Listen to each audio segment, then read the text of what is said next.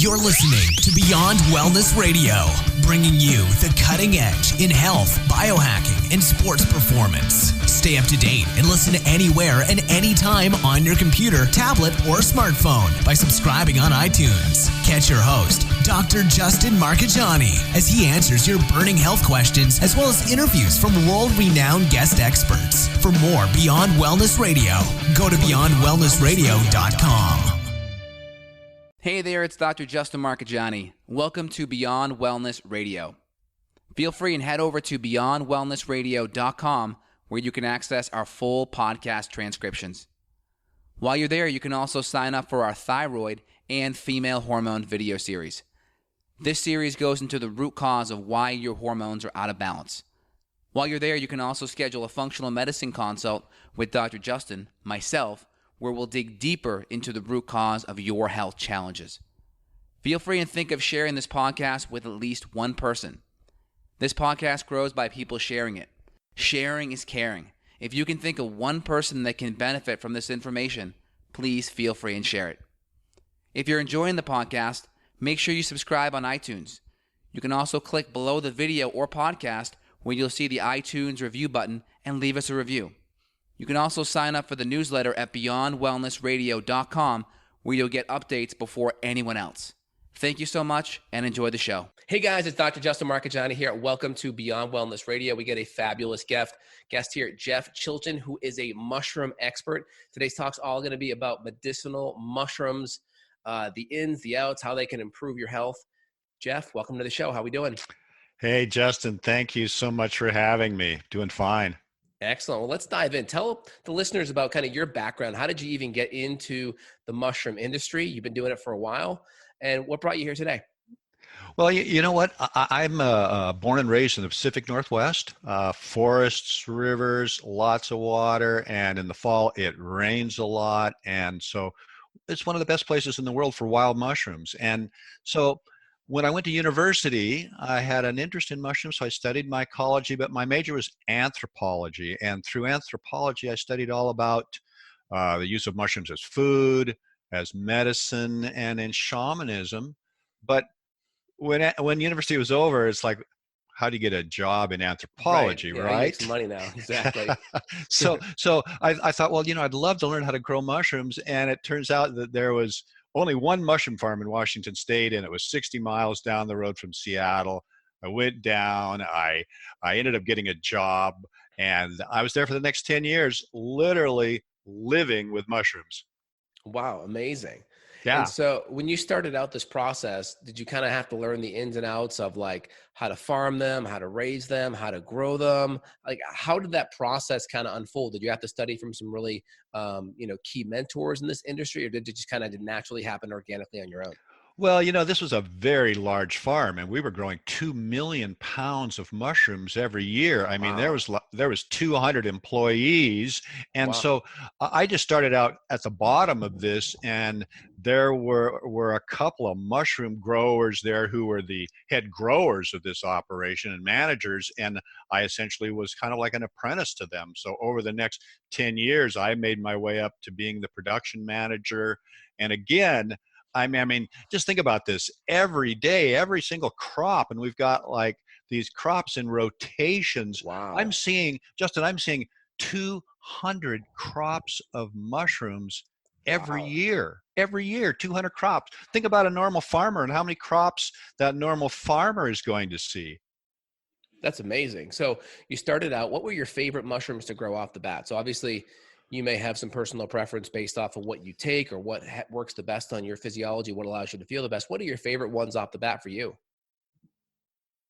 Well, first of all, again, we're growing agaricus mushrooms, and that's all we really had to eat at the time other than wild mushrooms. But while I was there, we had a Japanese scientist who was growing oyster mushrooms, enoki mushrooms, and shiitake mushrooms. Okay. And man, have you ever eaten shiitake mushrooms? I have, yes. Oh, they're delicious. They're amazing. They're absolutely my favorite mushroom. And not only are they excellent in terms of just eating and nutritionally, but medicinally, they're really solid. So like shiitake mushrooms are one of those food as medicine type foods.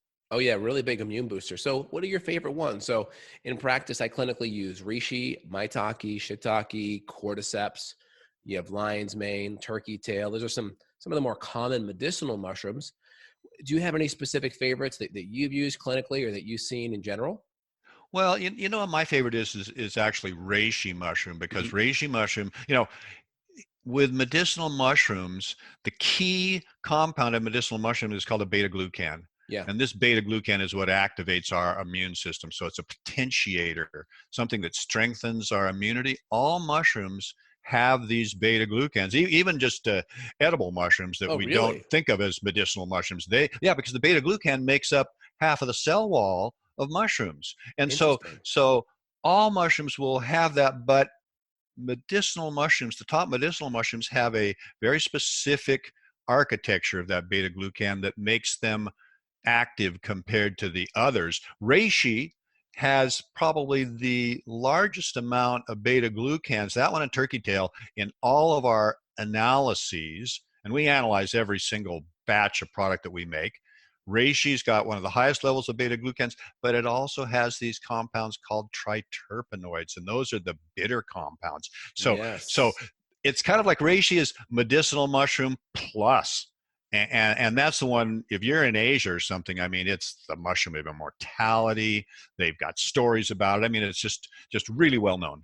Yeah, and we won't go into exact companies, but I've been told by a couple of different mushroom experts that you want a triterpene kind of extract about 15% or so in the medicinal mushroom extracts to kind of have a level of clinical potency. Is there a percent regarding the triterpenes that people should look for, or an amount regarding the 1,3 beta Well, glucan? I mean, they don't get as high as 15% unless you're really trying to build them up. But just in general, they would be somewhere around 4%. Okay.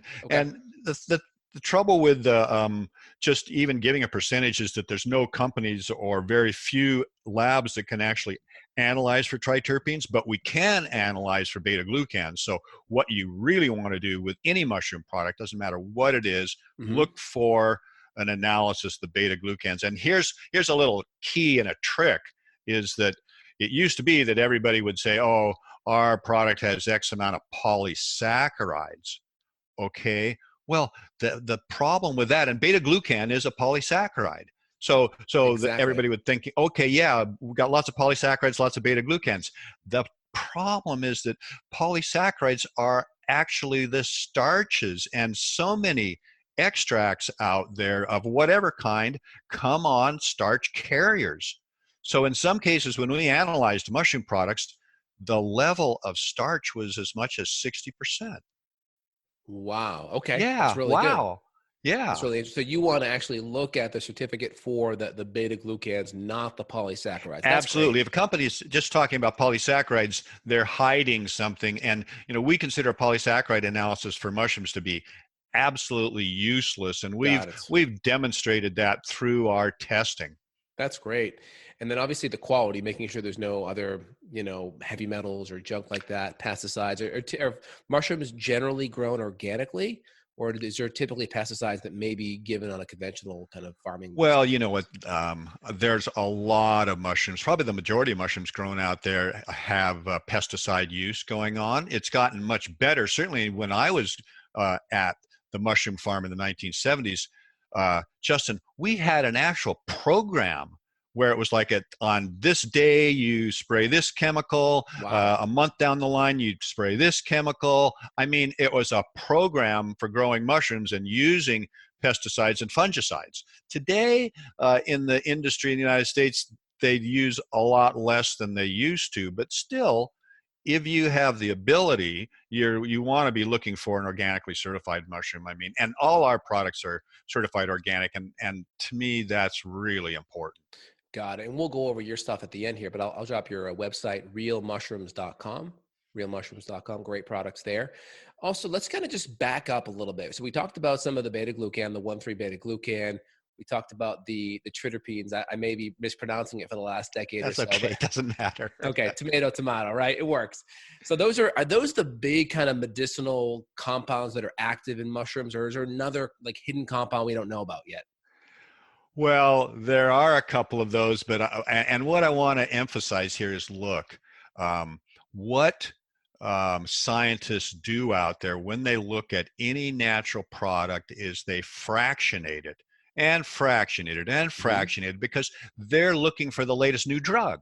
Right. So a person could say, oh, there are hundreds of compounds in mushrooms and they all help in the activity. You know what? That may be true, but some of those compounds are going to only be there in minute amounts, and that's just part of drug discovery because they find all these different compounds. So really what I focus on is, look, there are certain compounds that occur in measurable amounts. They define this category like the beta glucan, and those are the ones that we can actually measure and use as markers for quality. So that's really important. One compound that I want to reveal to you right now that are in mushrooms and not in too many other things. It's a compound called ergothioneine. Have you ever heard of ergothioneine? Ergothioneine, I have not. Can you talk about some of what that is and what the benefits are? Well, ergothioneine is a compound. It's actually an amino acid that they have found in a number of areas in our body, and they're going, we don't produce it. What's it doing there, and why is it concentrated in areas where there's high oxidative stress? And then they've done a lot of studies with it, and they indicate that it's a very powerful antioxidant. In fact, it's something that they're thinking might even be a new vitamin. Oh, wow. And mushrooms are one of the foods that contain high amounts of ergothioneine, to the point where we now analyze every single product that we've got for ergothioneine to establish a baseline and just to see, okay, how much of this do we have in our mushrooms? So ergothioneine is one of those kind of special compounds. We also analyze for a compound called ergosterol. Ergosterol is the fungal sterol like our cholesterol. Yep. It's in all fungi, all mushrooms, and it is something that also has medicinal benefits, and we can measure it as well. It's something that has got some direct, basically anti-tumor activities. It's something that plant phytosterols are something that is very beneficial for us. So that's another compound that we can measure and use it as a measure for quality.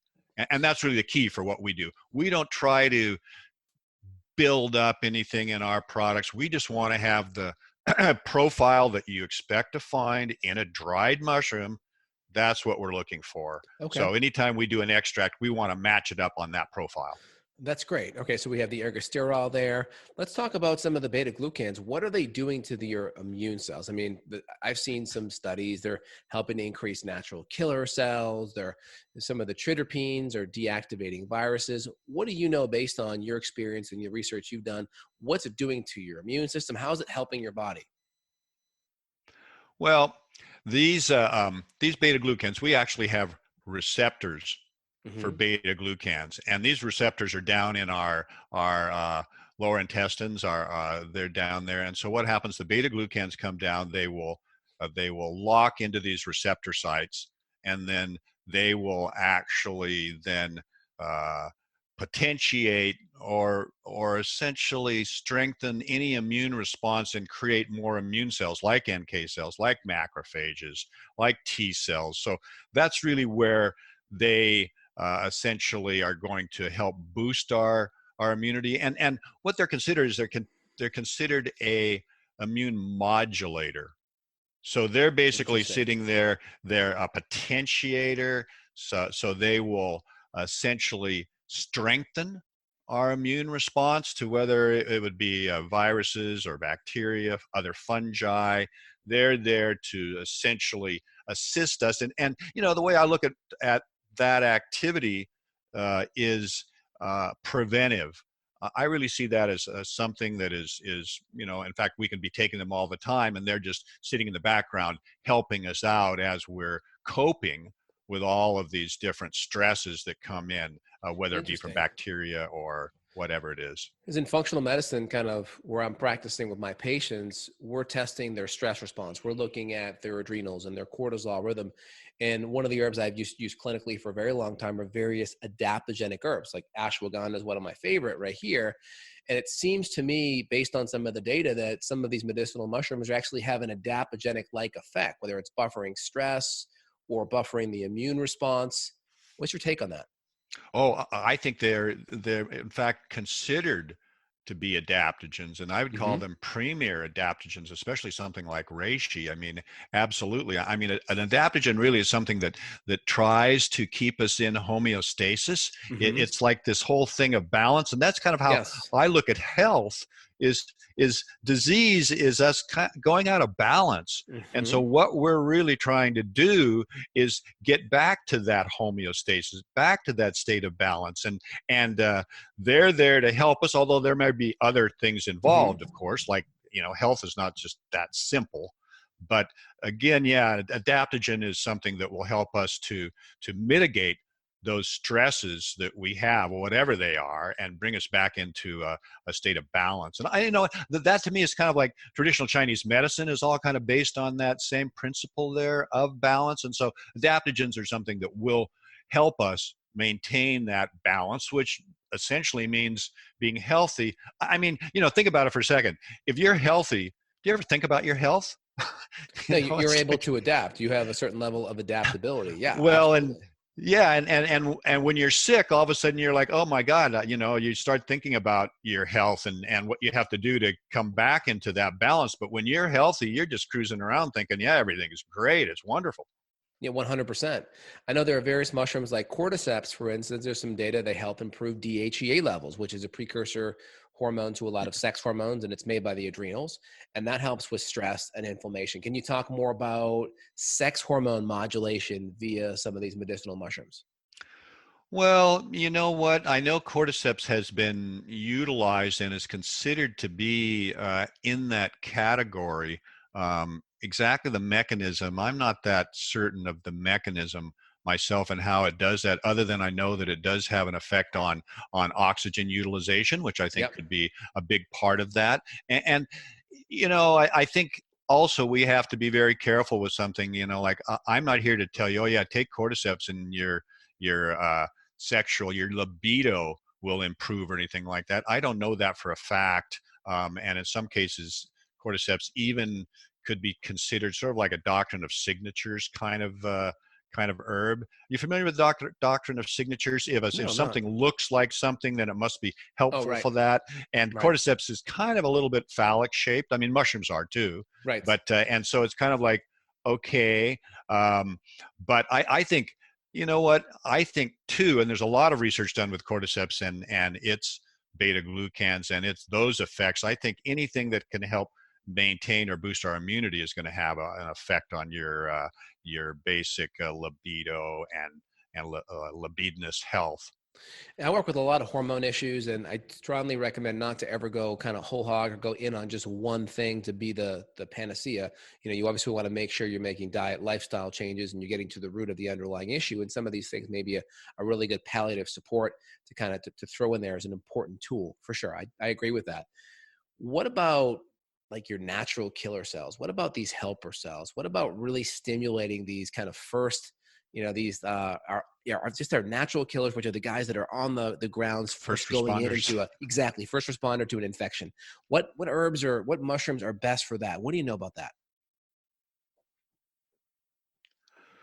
Well, you know what? I mean, if you go out and read the literature, and there is so much data out there on this activity, and look, much of that data and much of that research is in vivo, it's in vitro. We don't have a lot of clinical data on that. So really, that kind of scientific research, I can read it and go, okay, yeah, this is what happens. But going much deeper than that, I mean, I'm not the scientist doing that kind of work. So I We just know what really, happens. You kind of have the general, outset mechanism of what's happening, essentially. oh, you know what? There is there's such a big body of research on the effects of beta glucans in these kind of tests. I mean, thousands of papers. I mean, they've been studying beta glucans now for 30 or 40 years. And so that type of activity is something where, I mean, when I looked at that research, I mean, I can only take it so far because I'm not a scientist doing that kind of work. So that's not the kind of thing that I really study too much and don't have a hard time keeping up with it all, actually. But the actual mechanisms to me are more important. Okay, actually, what is it That's doing? it. That's what it's all about. Is it in fact stimulating these immune cells? Well, what do those immune cells do? Well, I'm sure a lot of practitioners like yourself or immunologists are much more capable about going deeper about exactly what they're doing and how they're working.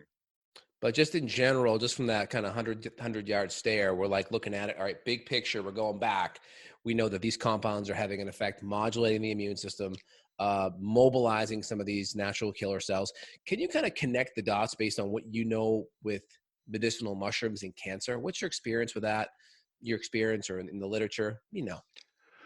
Well, first of all, what I would say is, look, medicinal mushrooms are not going to cure anybody's cancer.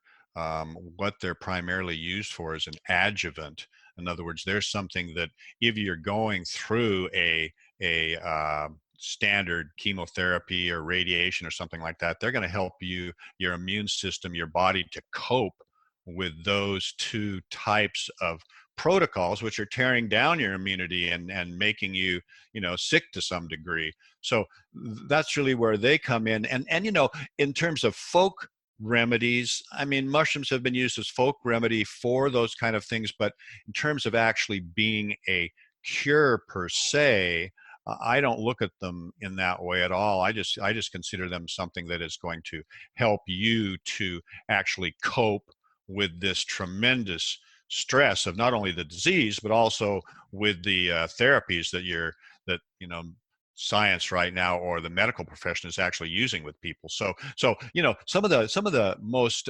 well-known drugs actually that have been produced from mushrooms. One is called PSK, and the other is called PSP, and they're produced from turkey tail, and they are not like a just standard mushroom hot water extract or alcohol extract. They're actually have been fractionated down to and extracted to the point where in Japan PSK is actually considered a drug, and it is prescribed with cancer therapies. So that's and it's not like it's I mean it's helping people. Maybe they're getting a longer life by using that compared to the control groups, but there's a lot of clinical data on that, but it's not something that's given to try and cure anybody. They've got another drug over there called lentinan that is produced from shiitake mushroom. And it is unlike PSK, which is not a pure compound because it's a protein-bound polysaccharide. Lentinan is actually a pure beta-1316 glucan, and it is utilized in the same way, again, not alone, but along with these other therapies. And there's a tremendous body of clinical work behind it to demonstrate that it does alleviate some of the symptoms and also gives people a longer life than they otherwise would have, but not like, significantly going to prolong your life for years and years and years, than what you normally have. And when we talk about cancer, there's never just one. You can't have a cure when there's dozens of different causes. If you're getting exposed to toxins or stress or sleep or low vitamin D or nutrient deficiencies, you can't have just one cure. There's no such thing as a cure if there's dozens of different potential vectors. But there's things that we can do to kind of throw in there to support all the other things that we're doing to bump up our immune response. That's kind of the context of that.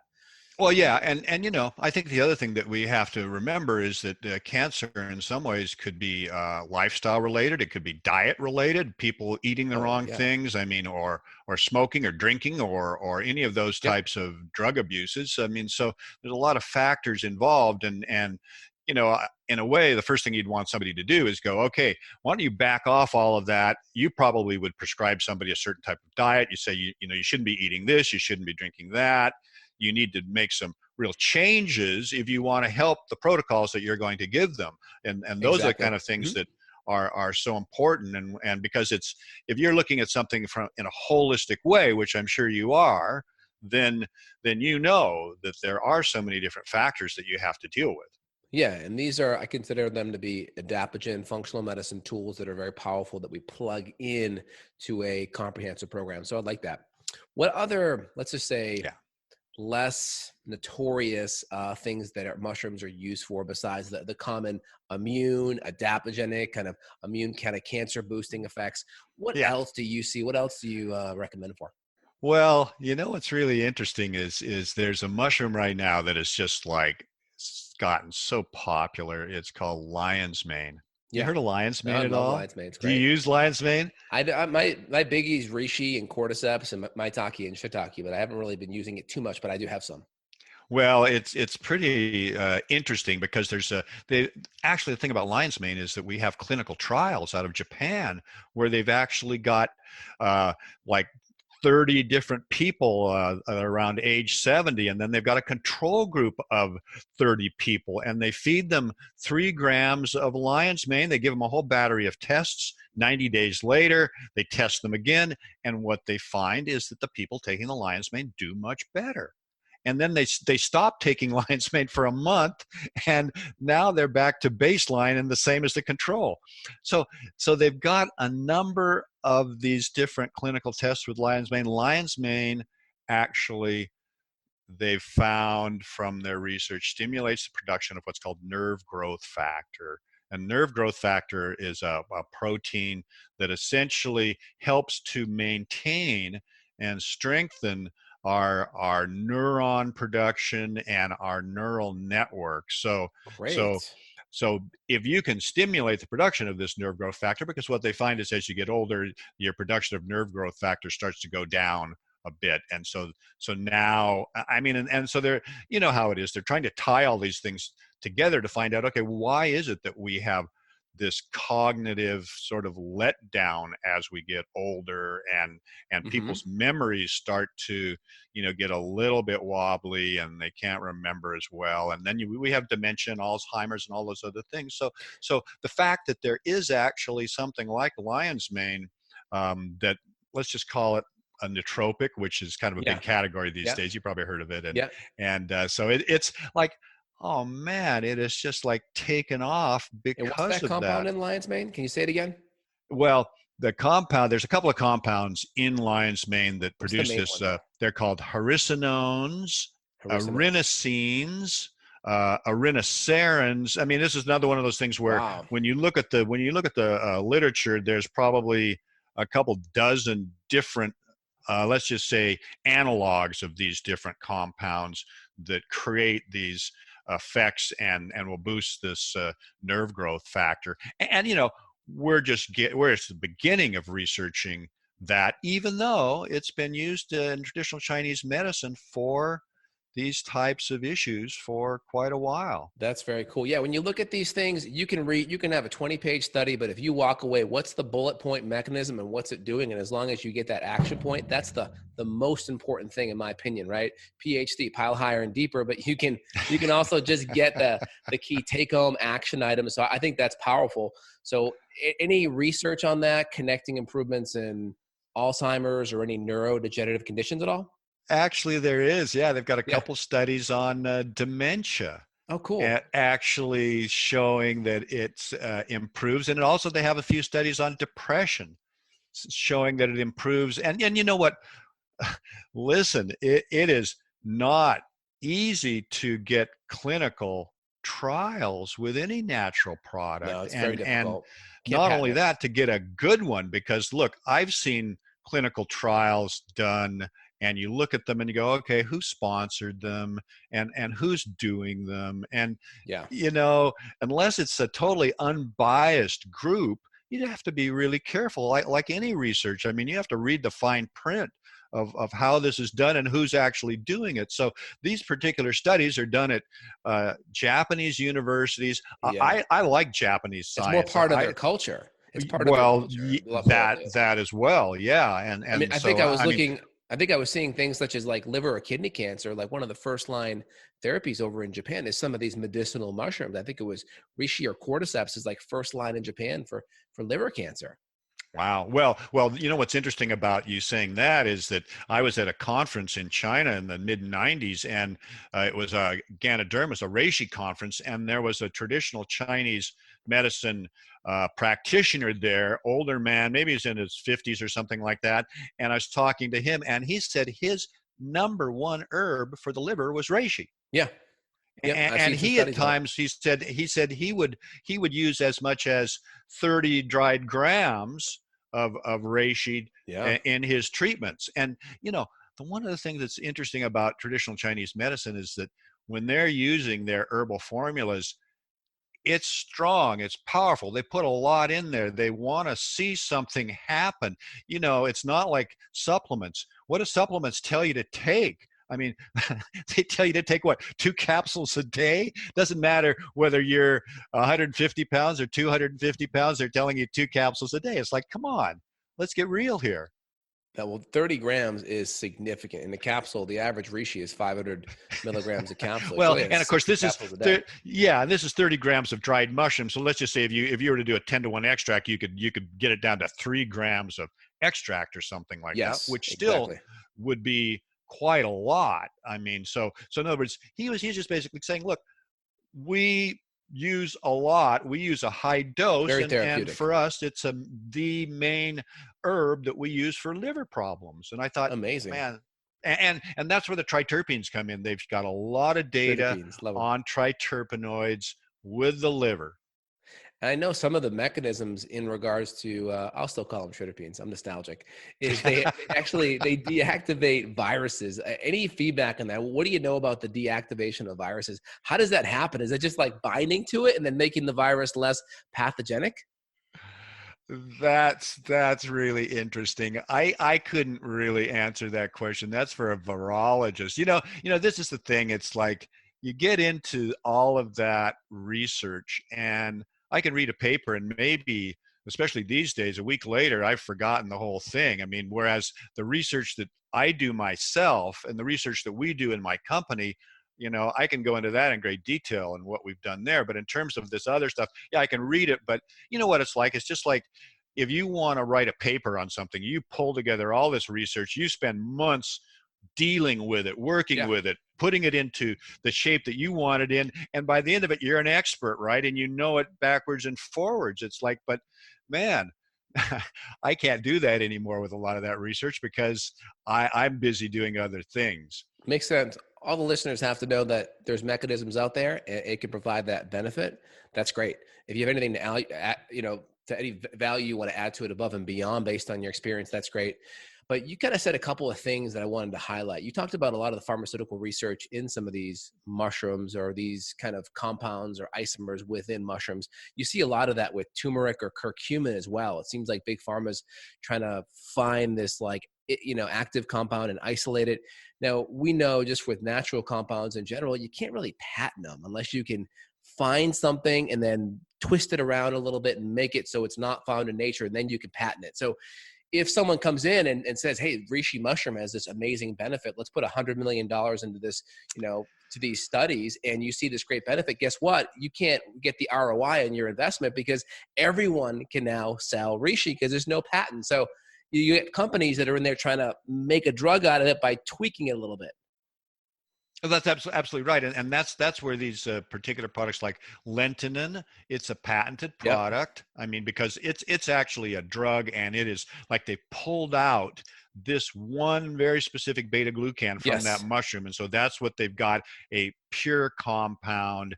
And in what I do, and certainly in the general, let's just say, supplement industry or herbal medicine space, I mean, I believe that any of these natural products, there's multiple components there all working together, and to try and build one up or split one off or anything like that, it kind of is not the way that a traditional herbalist or the way we would like to see these natural products used. We want to see the whole herb used, and certainly we can concentrate them into an extract, because it's like going, how am I going to take 30 grams of reishi?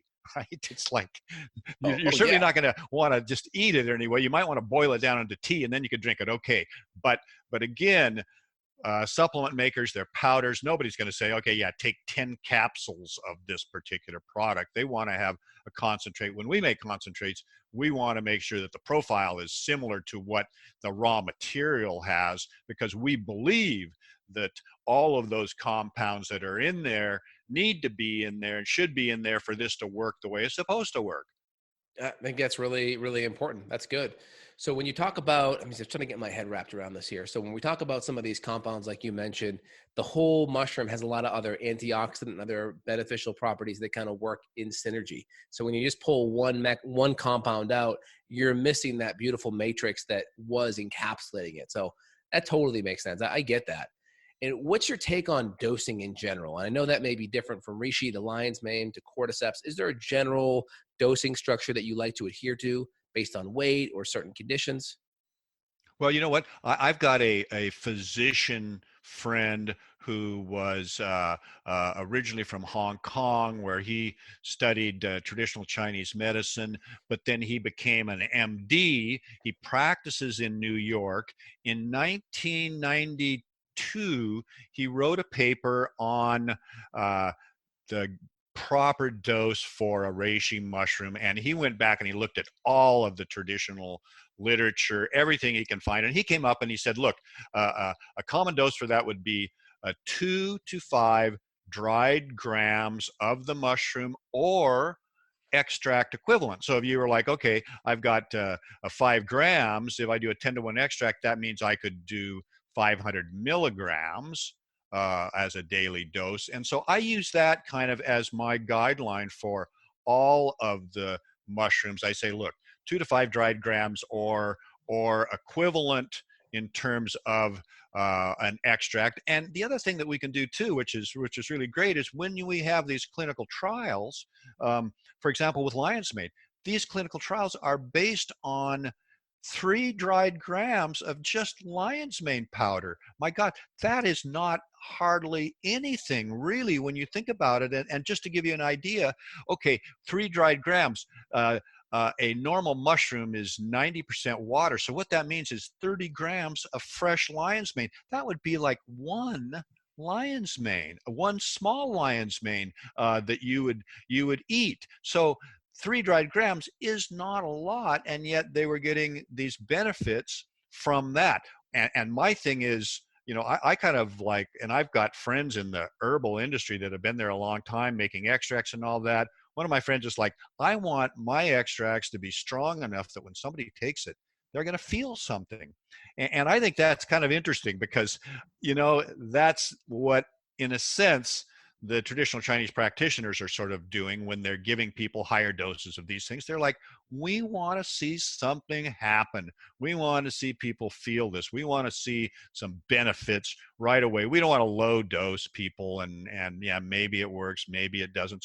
So, you know, and look, I don't want to get too much into dosing because I'm not a practitioner. I'm not on the front lines at all. So that's something where someone like yourself or others would, you know, if you're in clinical practice, you would see that. You would see the effects. I don't get that kind of feedback so much, but I really think that it doesn't matter what it is. You have to take enough of it to get the benefits. Interesting. Yeah, I've been actually doing 3 to 5 grams in general for a very long time. So usually 500 milligram capsule, doing 6. And then if I'm acute, when I'm sick, I'm up to 12 capsules, 6 grams a day. So I've seen that to be very, very therapeutic. That's excellent. And so when we're looking at mushrooms, you know, we'll go into specific brands. What are the things we should look for to assess potency? What things we should look for in the back of the label? What should we taste for? You talked about reishi kind of tasting bitter earlier. How can someone look on the back of a label and assess what's going on? Well, you know, one of the things as a mushroom grower, I know the economics of growing mushrooms. You know, I mean, I was on that big farm. I had a small farm myself for a while. I know what the economics are. If you grow mushrooms, you can grow them fresh, take them to the market. You can make a living. But the fact of the matter is that as supplements, we're dealing with a dry powder.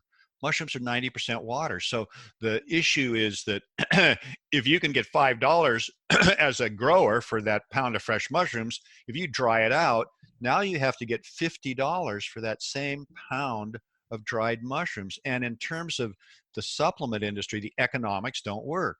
I realized that very early on. And so that's why I spent a lot of time in China in the 90s working with growers and working with processors. And in 1997, I went to China with OCIA, which is a large organic certification organization. And we held the first workshop for certification, organic certification of mushrooms in China, 1997. So that's where we grow and process all of our mushrooms. But in the United States, what companies do, there's not a single company in the United States that grows a mushroom and sells that as a supplement, unless they're a small little farm selling their own supplements and growing their own mushrooms. But in terms of the industry in general, it doesn't happen because it's not economically viable. So what happens is in the United States, we've got big companies producing mycelium, which is the vegetative stage of this organism that we call a mushroom. And they put this mycelium on sterilized grain. They grow it out on the grain, and then at the end of the process, they harvest it all, dry it, grind it to a powder, grain and all. So one of the things that I did is in 2015 is I did a big study with 95 different samples, 40 of which I bought off the internet, and they were all these myceliated grain products. We tested them for beta-glucans, and the test also allowed us to test for alpha-glucans, which are starches. Mushrooms don't have starch. So what we found was all of these US grown products were very low in beta-glucans, like around 5%, very high in alpha-glucan, which is the starch, 30 to 60%. To me, that was obvious because they're grown on grain and the grain's not taken out of the product. A mushroom should be 25 to 50% beta-glucan, and there should be no starch and maybe 1 or 2% worth of glycogen. So it was just all these products were just the exact opposite of what you want to get in a mushroom product. Well, it turns out that those products right now dominate the market. And a lot of companies don't even tell you that you're not actually getting a true mushroom product. Some companies do. If you look at the supplements facts, some of them will say mycelium, and then in the other they will say myceliated grain of some sort, oats or rice or something like this. But other companies who buy those raw materials, they're being sold to those companies as mushroom. So and what's even a the fruiting companies body? What's a fruiting body versus okay, a fruiting body is a mushroom. Okay, and so whereas just quickly, mushrooms don't have seeds; they have spores. The spore out in nature germinates into a very fine filament. Multiple filaments come together and form a network. That network is called mycelium. That is the vegetative body of this organism. The mushroom that comes up from that mycelium, that vegetative body produces a fruiting body that we call a mushroom. So this vegetative mycelium, you can take that and you grow it out in a laboratory, and actually that's what they use as seed to grow mushrooms. But instead of actually using it as seed, they will grow it out. These companies will grow it out on the grain. It's sterile. They'll grind it to a powder. Do you know what tempeh is? Yep. Type of soy? It's tempeh. Fermented soy, yep. Yeah, I mean, it's cooked soybean with fungal mycelium. Ah, interesting. So you're actually eating mycelium. It's a great food. And that's what these products are, is they're actually tempeh disguised as a nutritional supplement. So how could people find the real deal then? If we're going to look and some of these companies aren't saying it's mycelium fruiting bodies, what other resources can people utilize to know what's really going on with their mushrooms?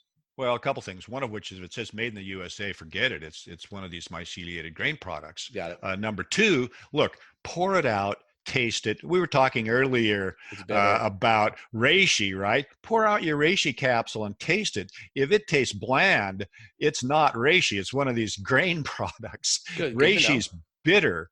We used to do what we called the reishi challenge. We'd do that at a trade show, and people would taste one, and then they'd taste the reishi extract, and they go, holy shit, give me some water. This is like, it's like powerfully bitter. Yeah, I mean, totally. I have not kidding you. So it's really crazy. So I mean, Justin, there are ways that we can know. The other way, which is really fun, which I love, and you can use on any of these different products, is you get yourself a little bottle of iodine.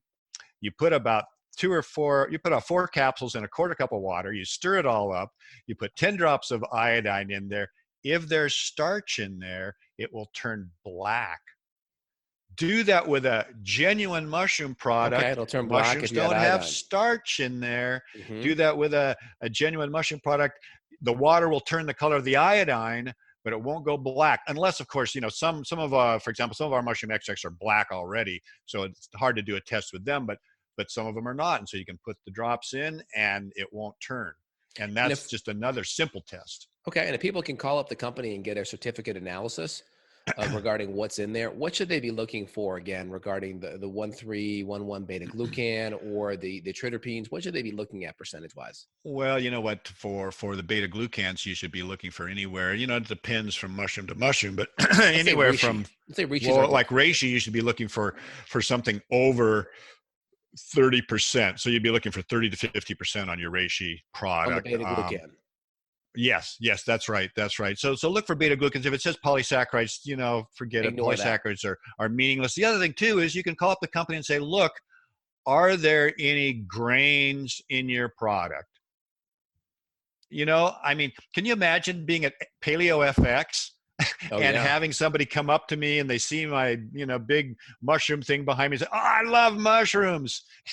And they say, and I say like, oh yeah, that's great. And then I ask them what brand they're taking. And I go like, oh man, I hate to tell you this, but you're taking a lot of grain powder. And they're just like, ready to pull their hair out, right? Because it's like, I thought I was taking a mushroom product. And so the best sourcing that you find right now is Japan. Is that kind of where you grow a lot of No, we grow everything in China. And sorry, look, you're in China. Yeah. China and Cambodia? Where? No, Cambodia. No. What was the China. second? Oh, so all China. Okay. All and then China. You kind of harvest it there and then you encapsulate it and then ship it over? We have contract growers in China. Like individual farmers, like big farms or? Individual farmers. How do you source them out? That must be difficult. Hey, dig this. China produces 85% of the world's mushrooms. I believe it. It's part of their culture. It's embedded. It is 85%. And there are tens of thousands of mushroom growers in China. And I've been there again since the early 90s. I've developed relationships. I have Chinese partners. They organize the growers for me. We have beautifully brand new factories where we bring the dried mushrooms, we produce our extracts, then we send the bulk powders over, and then they all get, Namex, which is my company, we sell our raw materials to hundreds of other companies that put them out under their own label. So with all the tariffs from China, are you getting hit the last year or two? Oh man, don't even talk to me. I figured so. Okay. Well, you produce a great product, so you don't have much competition over here, Well, yeah, that's true. But you know what? The fact of the matter is those products that I'm telling you about, if you look at their front label, it says mushroom. And a lot of people are fooled by that. And you turn it over and only a few of them will say mycelium, and in the others say, myceliated grains of some sort. So unless you're really paying attention, you don't know. And so those, I'm telling you, those companies have probably 70% of the market out there. And because they've just been doing it for quite a long time, and they keep selling it as mushroom when it's not mushroom. And I've pushed back on that, and they're finally starting to, there's an FDA compliance document, Justin, that's been there since 1976. And it says you cannot sell mycelium and call it or infer that it is mushroom. Interesting. FDA compliance document. A lot of companies ignore that. They ignore that. And why? Because look, FDA's got bigger fish to fry, right? Oh yeah. A lot of other bigger issues. Well, hopefully this information will help educate the listeners. Any feedback at all on psychedelic mushrooms? Yeah, they're wonderful. Growing them? How about personal feedback? Well, yeah. If you have that, that's fine. Do you grow them? Any Oh, feedback well, on microdosing or well, therapeutic look, doses? part of my studies at university back in the 60s was on the use of psychedelic mushrooms. And in the Yeah, that's the Pacific right time Northwest, period. Yeah. they, yeah, I know. It was, we actually had them growing in the Pacific Northwest. And also, I spent a year and a half in Mexico in 1971, 72, tracking Wow. down people that used them, using them myself. So I'm very familiar with them. And in fact, in 1973, I wrote a book called The Mushroom Cultivator, which is all about growing mushrooms at home. It includes those in there if people are interested. So no, I'm very familiar with them. I think they're tremendously beneficial. I think, not only just like right now, they're using them for end of life issues. People have fear issues about end of life. They're using them for mental illness. People now are using them as a nootropic, taking a microdose, like microdosing with them. You know what? I think ultimately they're going to be revolutionary, as well as evolutionary. Yeah. But it's just a matter of how long those authorities out there Yep. allow it to proceed. Right now, they're allowing the researchers to do their thing, and you know what? I never thought pot would be legal, for God's sakes. I mean, it's like I thought that would always be prohibited, and they'd have this Right. prohibition on it. And look at it Right. now. I'm like, I don't believe it, and I don't even smoke anymore, but I used to. Yeah. Yeah. Interesting. So with the psychedelic mushrooms, are there different types, kind of like, in medicinal mushrooms? Is Well, you there, know what? There's a genus called psilocybe, which is yep. what Psilocybin, right? psilocybin is Yep. named after. And in that genus, there are dozens and dozens of species, but there's probably about 12 different species that are pretty powerful, reasonably similar in their effects. Some indigenous people look at them of having different qualities, and that's probably likely, but you're going to get somewhat the same type of experience from them.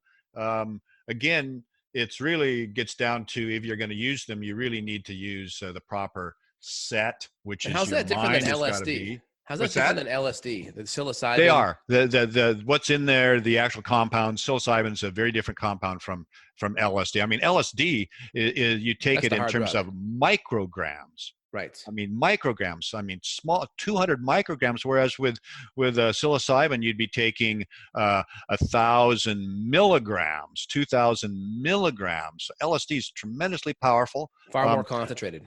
well, I guess you could say that, but it's just a different type of compound. It acts in a Okay. different way, but it gives you a very somewhat similar experience. And you know what?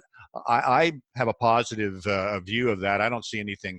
Again, like I say, set and setting and doing these things properly is really important. Got it. Proper setting. Any particular dose or species of the medicinal or the psychedelic mushroom you recommend or you like personally? Oh, you know what?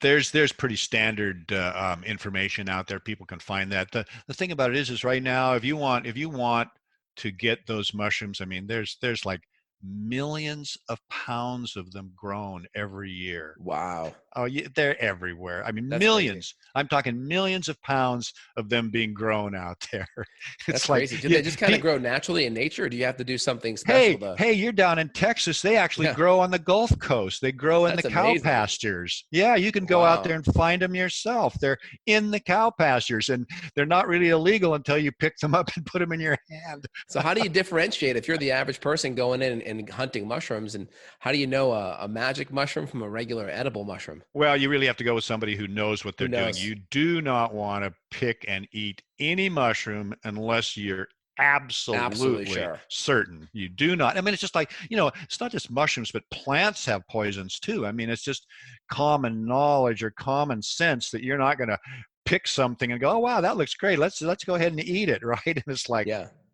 no, no, Any do thoughts on the not. benefits of microdosing for these magic mushrooms at all versus just regular Well, you know consumption? what? I think it's a really interesting subject, and what people are looking for is a little bit of mental acuity. I mean, think about it for a second. If all of a sudden your eyesight sharpened up a little bit, or all of a sudden your hearing sharpened up a little bit, man, listening to music or something on these is unbelievable. And so people are getting, these sort of like cognitive effects on microdoses where they just feel like they are a little more focused.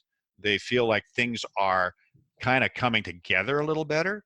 And this is something where we're going to learn a lot more about it as more and more people come out and talk about it, and more people kind of study the experience and see what's going on there. But I think it's an amazingly evolutionary step, and I'm very much very positive about it and very much behind it. I hope it happens. We don't grow and sell those, so, but somebody will. I mean, there's already like I say, there are millions of pounds being grown and sold out there right now. There's so many growers that you could not even imagine it.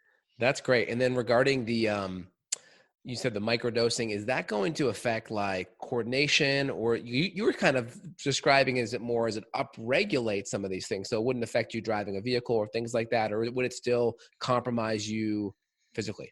Well, you know what, if it on a microdose, you're probably okay, but you're really going to have to know at what level you don't want to get to, because certainly nobody should be driving a vehicle when they are too, let's just say, high.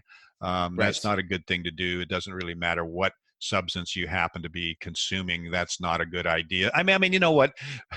Do not, take any substance and drive. Med legal. But you're saying you're kind of describing it in some ways that it can upregulate some of these senses, which is interesting. Well, no, it is very interesting. Yeah. I mean, listen, I don't know. Have you ever, I never had that experience with medicinal mushrooms. Yeah, I'd like to at some point, but like you said, the setting's really important. Yeah, well, you know what?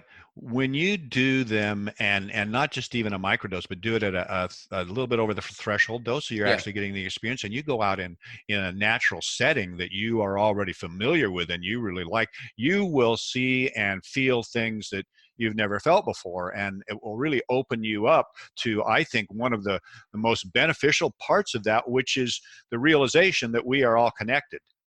Nature, and then do you combine everything. It at all? Do you combine it? Like I know with like ayahuasca, there's certain herbs you combine it with to make the hangover kind of feeling less. Do you combine it with anything to neutralize certain feelings? No, you don't have to combine it with anything. No, just take it just as it is. Yeah, and the beauty of it too is that you can actually get the real thing. I mean, look, back in the 60s, so much of what was going around were like pills, and you're like, someone says, "Oh yeah, try this. I had a great experience," and you're like, really? Should I try that or not? I mean, I better know that person very well, and I'm not going to be at a who knows what, a concert or something, says, "Here, try this, take it." I'm like, "Oh yeah, sure, I'll just take that pill." No, it's like, no.